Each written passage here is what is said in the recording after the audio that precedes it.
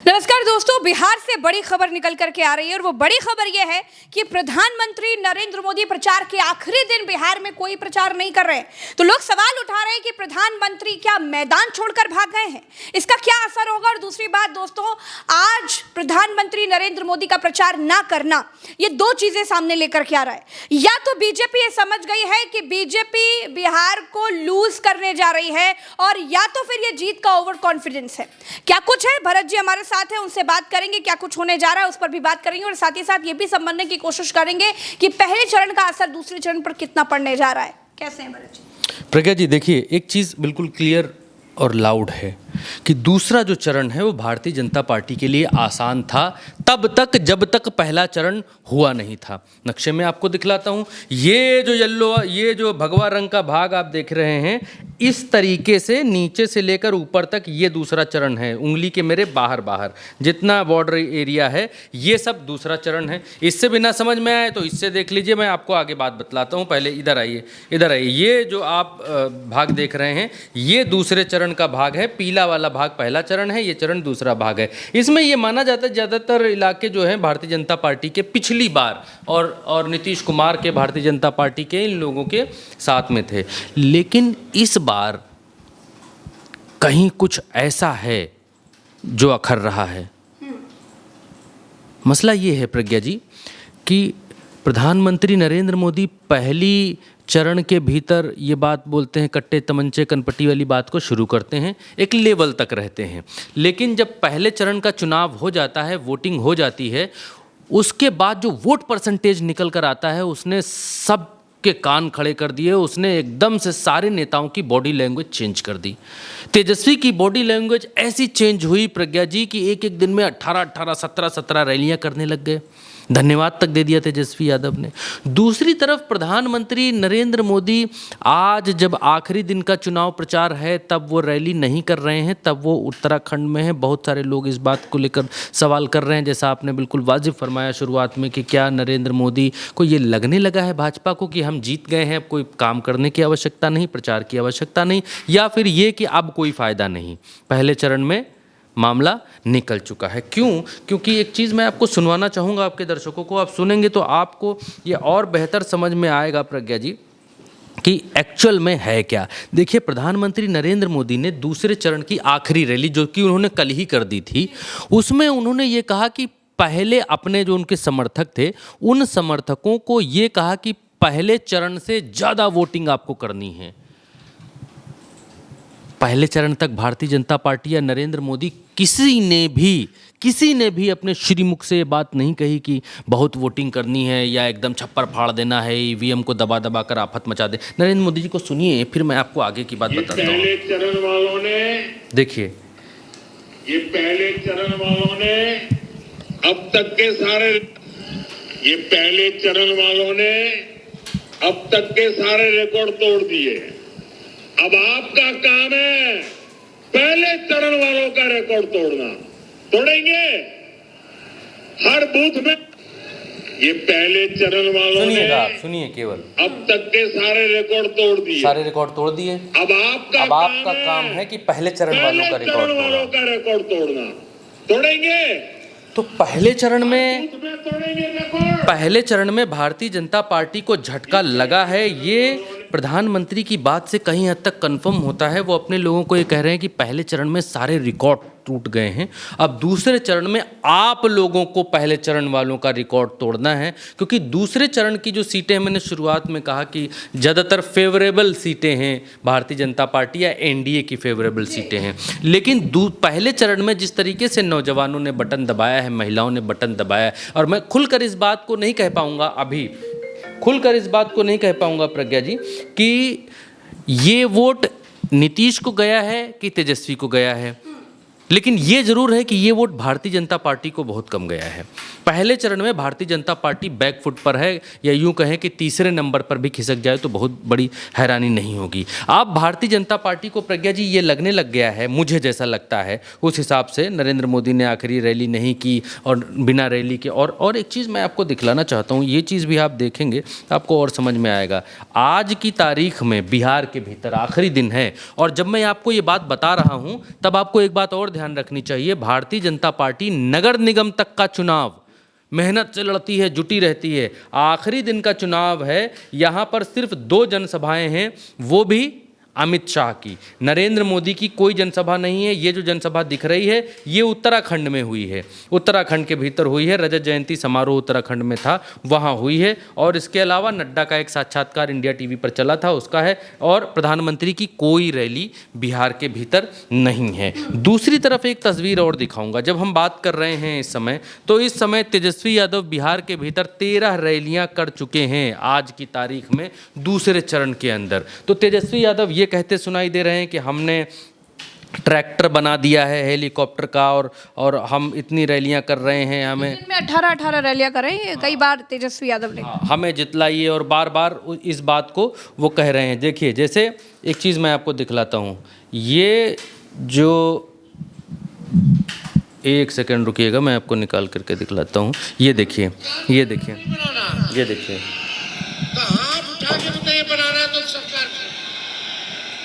आप भीड़ देखिए। कैसे बनेगा सरकार, किस पे वोट पड़ेगा? तो किस पे वोट पड़ेगा? ठीक है, किस पे भी पड़े, हम क्यों सुनाएं कहाँ पर वोट पड़े आपका।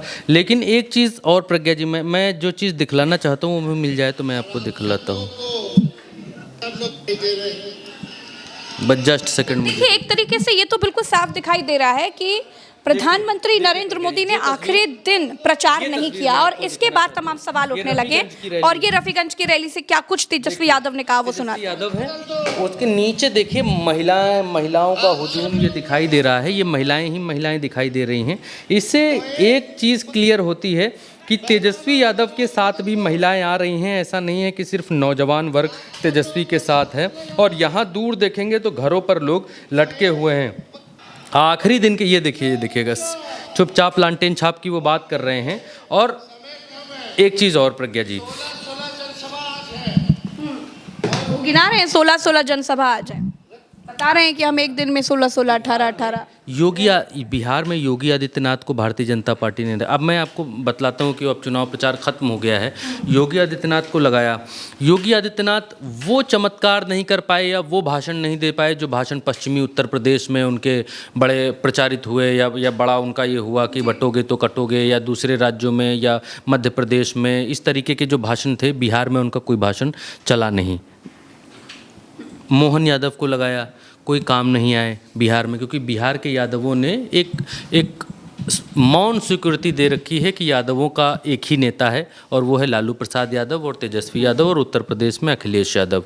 मोहन यादव का कोई करिश्मा बिहार के भीतर नहीं चला। नरेंद्र मोदी जी का, उनकी पार्टी का ऐसा कोई काम नहीं है या ऐसी कोई बात नहीं है जिसको बताकर वो वोट मांग पाते।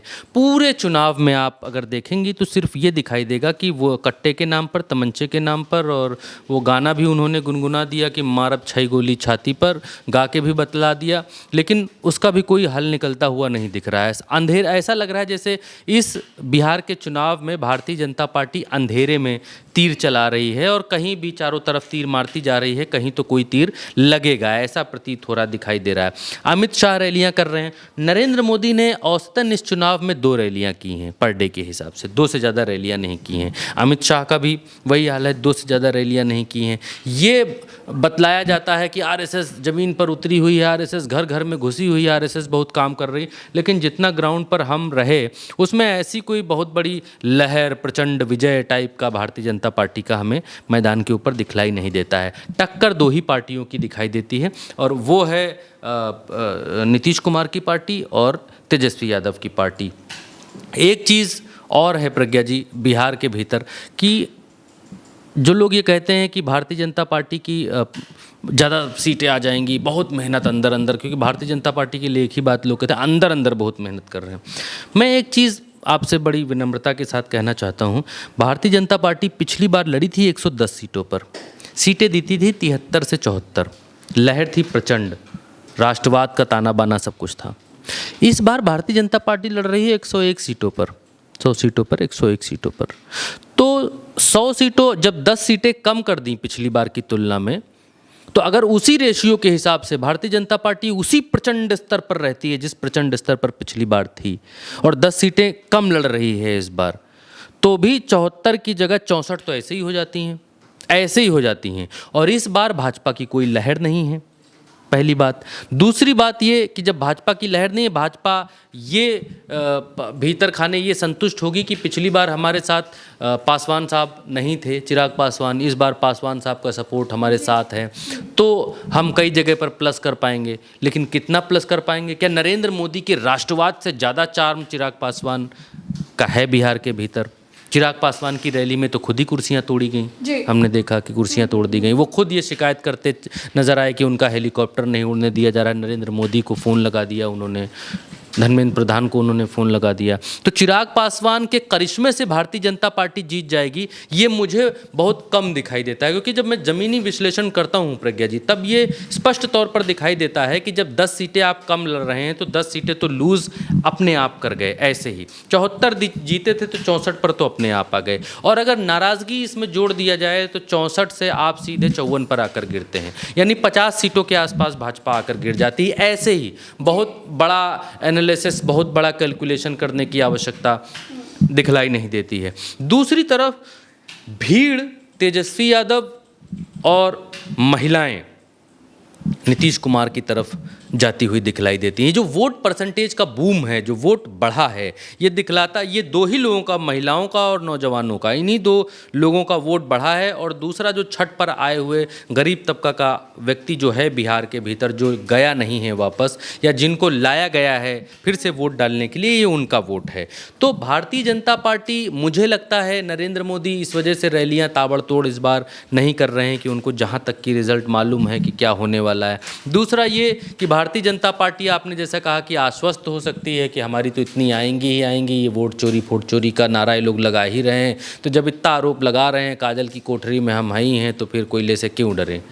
दूसरा ये भी हो सकता है। तो अब लेकिन जनता का जनाधार, लोगों की राय और ग्राउंड पर जो लहर चल रही है या जो गर्मा गर्मी चल रही है, उसको देखकर ये लगता है कि भारतीय जनता पार्टी नीतीश और तेजस्वी के खेल से बाहर है, तीसरे नंबर की खिलाड़ी बनती हुई दिखलाई देती है प्रज्ञा जी आज की तारीख में। और इसीलिए तेजस्वी का मनोबल अप है और भारतीय जनता पार्टी का मनोबल डाउन है। नरेंद्र मोदी इसीलिए भाषा के उस स्तर तक आ गए जिस स्तर तक 2024 के इलेक्शन में उनकी भाषा का स्तर था। और उन्होंने क्योंकि आप ये कहिए, एक बात मैं कहकर ख़त्म करूँगा प्रज्ञा जी, लंबा हो रहा है, मैं समझ रहा हूँ आप इशारा कर रही हैं, लेकिन एक चीज़ मैं ये कहूँगा कि भारतीय जनता पार्टी से नरेंद्र मोदी जी का जो भाषण है, ऐसा नहीं है कि वो मंच पर जाते हैं और तब बोल देते हैं, जो उनके मन में आता है वो बोल देते हैं। उनका भाषण लिखा जाता है, टीपी पर आता है। नरेंद्र मोदी जी अच्छे प्रवक्ता हैं, बोलते बहुत अच्छा है, उसको बहुत अच्छी तरीके से डिलीवर करते हैं। तो जो भी बोलते हैं सोच समझ कर बोलते हैं कि हम क्या बोल रहे हैं। 2024 के चुनाव में भी ऐसे ही पैटर्न पर थे और वो पैटर्न फेल हुआ था। आपको याद होगा, माला, कंठी और मंगलसूत्र, गैया भैंसी और इन सब पर वो आ गए थे। और वही पैटर्न बिहार में दिखाई दे रहा है, क्योंकि वहाँ पर माला, कंठी, मंगलसूत्र मुसलमान छीन ले जाएंगे ये नहीं कह सकते, क्योंकि वहाँ मुसलमानों का कोई एंगल है नहीं बिहार के भीतर। तो वहाँ पर जंगल राज को परिभाषित करते करते वो गाने तक पहुँच गए कि मारब 4 गोली छाती पर कट्टा तमंचा, उन्होंने गाकर भी मंच से बता दिया। तो ये बैकफायर कर रहा है पिछले चुनावों से भारतीय जनता पार्टी को, और बिहार में ये बैकफायर नहीं करेगा इसकी कोई गारंटी नहीं है। बिल्कुल, तो बिहार में बहुत कुछ चल रहा है। अब इसको तो समझना होगा कि आखिर ये जीत का ओवर कॉन्फिडेंस है या फिर ये हार की आहट का बौखलाहट है। ये हम समझ ही रहे हैं, लगातार एनालिसिस कर रहे हैं। फिलहाल के लिए इतना ही। चैनल को सब्सक्राइब कीजिएगा, वीडियो को शेयर कीजिएगा, अपनी राय कमेंट में बताइएगा। नमस्कार, जय बिहार।